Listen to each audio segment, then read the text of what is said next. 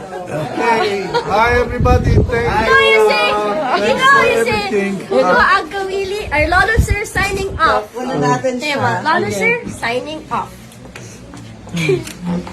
Digit kami din. And here it is. The time has come. Lola Sir here, signing over and out. Yay! You're done na. Love you. Mwah.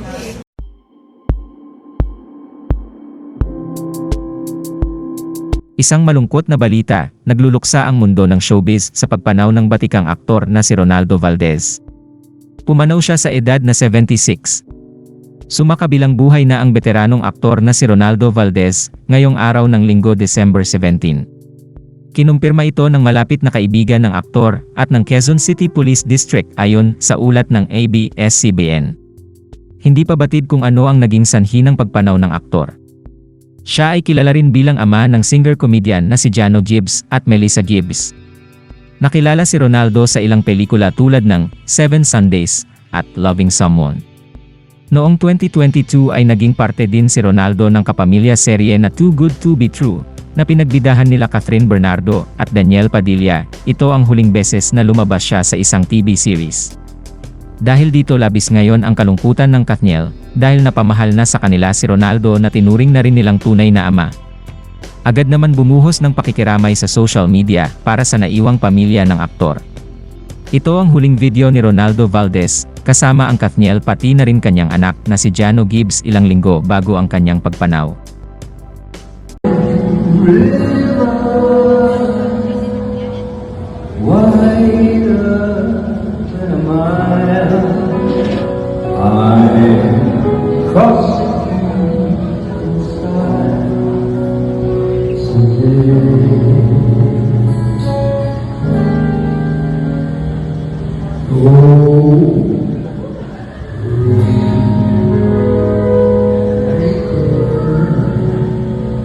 You're such a heartbreaker.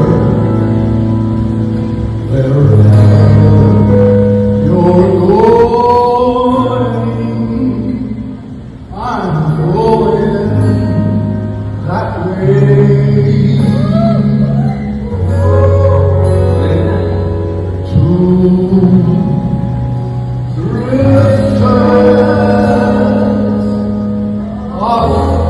to see the world. There is such a lot of world to see.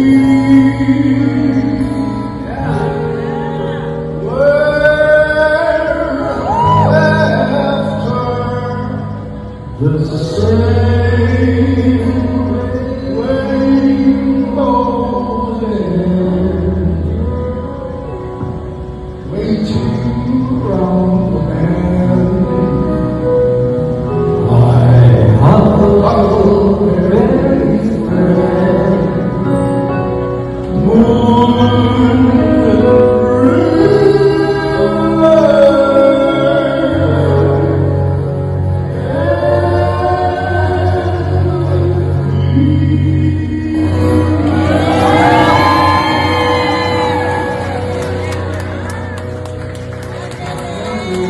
Sir Ronaldo Valdez, ladies and gentlemen. Yahoo!